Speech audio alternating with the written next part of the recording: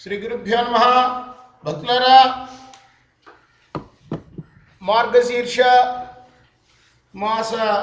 మార్గశీర్ష వ్రతాన్ని మనం జరుపుకుంటున్నాం. అంటే ధనుర్మాస వ్రతాన్ని ఈరోజు మనం 25వ రోజులోకి ప్రవేశించాం. ఇప్పుడే శ్రీభూ సమేత శ్రీ వెంకటేశ్వర స్వామి వారికి ఆరాధన ఆరగింపు పూర్తి చేశాం. ఇప్పుడు మనం పాసురాన్ని కూడా ఒకసారి విన్నవించాం స్వామికి. ఇప్పుడు రెండవసారి కూడా సంప్రదాయం ప్రకారం స్వామివారికి విన్నవించి దానిలో ఉన్న విశేషార్థాన్ని తెలుసుకుంటానికి ప్రయత్నం చేద్దాం. ఆండాళ్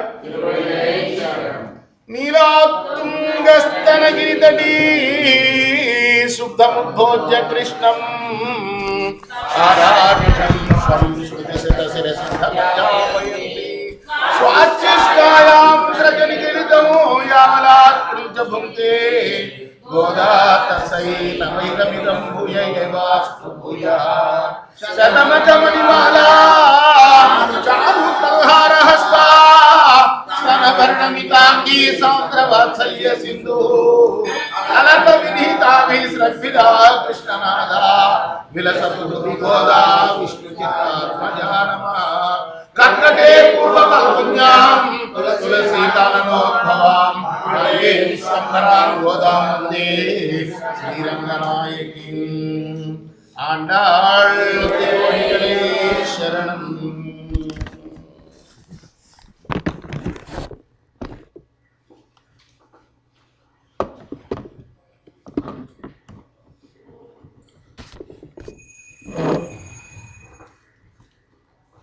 ఇరవై 25వ పాసురం మనం చదువుకోవాలి. ఈ రోజున మనం అయ్యవారి దగ్గరికి చేరాం, అమ్మవారిని తీసుకొని. ఇదంతా కూడా ఒక రోజులోదే, కానీ మనం దీన్ని 30 రోజులు జరుపుకున్నాం. అంటే దేవతలకి అది ఒక క్షణమే కదా. మనం మానవులం కాబట్టి ఇన్ని రోజులు మనం దండాలు పడాలి. ஒருத்தி மகனாய் பிறந்து ஓரிரவில் ஒருத்தி மகனாய் ஒளித்து வளரா தருக்கிலானாகித்தான் தீங்கு நினைந்தார் கருத்தை பிள்ளை பித்து கஞ்சன் வயிற்றில் நெருப்பென்ன நின்ற நெடுமாலே என்னை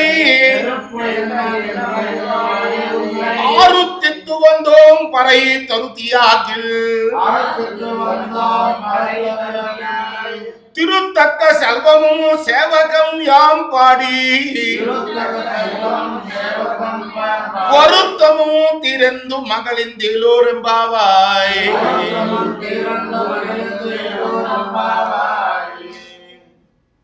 ఒక ఆమెకి కొడుగ్గా పుట్టాట,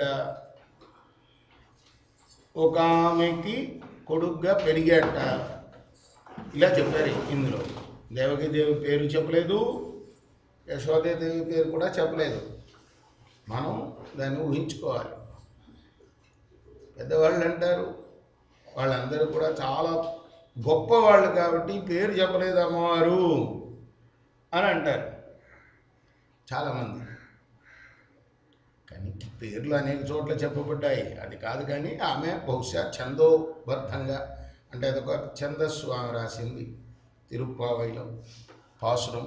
ఆ పాసురానికి తగ్గట్టుగా ఆమె అలా ఒక అందంగా ఉండేటట్టుగా ఒరుత్తి అని అట్లా వాడుకున్నది ఆమె. అయితే ఆ శంఖం, చక్రం, గదం, ధర ఇవన్నీ కూడా ధరించి పుట్టాడు ఆయన, ఆనుభావం కదా. ఎంత గొప్పవాడైతే ఆయన వసుదేవుడికి అలా పుడతాడు. వసుదేవుడు ఎంత గొప్పవాడై ఉంటాడు కదా. మరి ఆయన తీసుకెళ్ళి రాత్రికి రాత్రి అప్పచెప్పేశాడు, యశోద ఒళ్ళో పడుకోబెట్టి వచ్చాడు. అదే ఆ గాథ మనకు గుర్తు తెస్తుంది అమ్మవారు. మరి శ్రీకృష్ణుడి లీలలన్నింటినీ కూడా పూర్తిగా అనుభవించి యశోద ఎంత భాగ్యం చేసుకుంది ఆమె. బాల్య లీలలు ఎంత గొప్పగా ఉంటాయి. కొడుకులతోటి అంత పెద్దగా ఉండదు, కానీ మనవాళ్ళతో చూడండి, వాళ్ళు రోజు వాళ్ళని చూడాలి, రోజు వాళ్ళతో ఆడుకోవాలండి. ఎంత గొప్ప లీలు కదా. అమ్మవారు కూడా యశోదమ్మ తన కొడుకుతోటి ఎంతో ఆనందాన్ని అనుభవించింది. అనేకమైన లీలలు చూపించాడు. మామూలు పిల్లవాడు కాదు కదా, పుట్టినప్పటి నుంచి కూడా లీలలు చూపిస్తూనే ఉన్నాడు మహానుభావుడు. అటువంటి ఆ అమ్మ ఎంత భాగ్యం చేసుకుందో, ఆ అమ్మకు కొడుకైపు వెళ్ళాడు మళ్ళీ రాత్రికి రాత్రి. అలా పెరుగుతున్న వాడిని చూడలేక కంసుడికి తెలిసిపోయింది ఊళ్ళో ఉన్నాడని. అనేక రకాలుగా చంపాలని ప్రయత్నం చేశాడు. మరి నువ్వేమో వాణ్ణి చంపి నీలో కలుపుకున్నావు. నీవు పగవాళ్ళు ఒకటే, నీకు నీ వాళ్ళు ఒకటే. వాడిని కూడా, అటువంటి వాడిని కూడా నువ్వు తరింప చేశావు మహానుభావ. ఇప్పుడు వాడిలాంటి వాళ్ళం కాదు, కంసుడు లాంటి వాళ్ళం కాదు, మేము నిన్ను కోరి వచ్చామయ్యా. మేము మాకు వాయిద్యాన్ని ఇస్తానన్నావు, ఇవ్వు. సాక్షాత్తు లక్ష్మీయే ఎప్పుడు నీ గుండెలో విడవకుండా నివసించి ఉంటుంది ఆమె. మరి కాబట్టి మాకు తక్కువే ఉంటుంది చెప్పు. నువ్వు మమ్మల్ని అనుగ్రహిస్తే, లక్ష్మీయే నీ హృదయంలో ఉన్నప్పుడు మాకేం తక్కువ? మేము ఆటోమేటిక్గా భాగ్యవంతులమే నువ్వు అనుగ్రహించావంటే. కాబట్టి అలా కనుక నువ్వు అనుగ్రహించావంటే రోజు నీ వీర చరిత్రను పాడుకుంటూ ఉంటావు నాయన. అలా కీర్తించి మా కోరిక ఏమిటి? ఆ కీర్తన చేయడమే, నిన్ను ఎప్పుడు ఎప్పుడు ఎప్పుడు మరవకుండా స్తుతిస్తూ ఆనందంగా ఉండటమే మేము కోరుకునేది అని ఈ పాసురంలోని అంతరార్థం. ఇప్పుడు మనం ముకుందమాల నుండి కూడా కులశేఖరుల వారు, ఆళ్వారు కులశేఖరులు రాసిన ముకుందమాల గ్రంథం నుండి ఒక శ్లోకాన్ని పారాయణం చేసుకున్నాం. అంతా క్షీరసాగర తరంగ శీకర సారతార హితచారు మూర్తయే భోగి భోగ శయనీయ శయనే మాధవాయ మధు విధ్వసే నమః.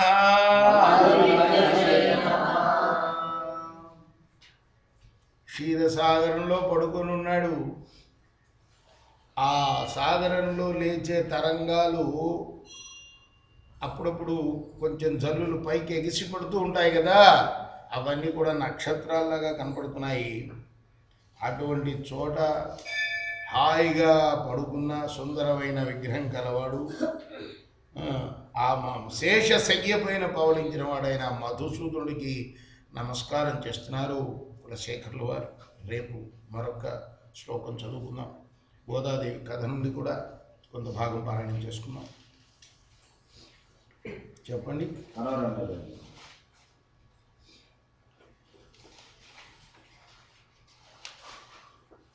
తన్వి గోదాదేవి దర్శించినప్పుడు అచ్యుతుడంపిన అర్చకోత్తముల గోదా మహాదేవి కోరె రంగండు వైష్ణవార్చకులప్పుడు రాకృచ్చిరంతా విష్ణు చిత్తుని మనోవీధి వెన్నెలలు మెరిసే గోదాదేవి మేను పులకించే.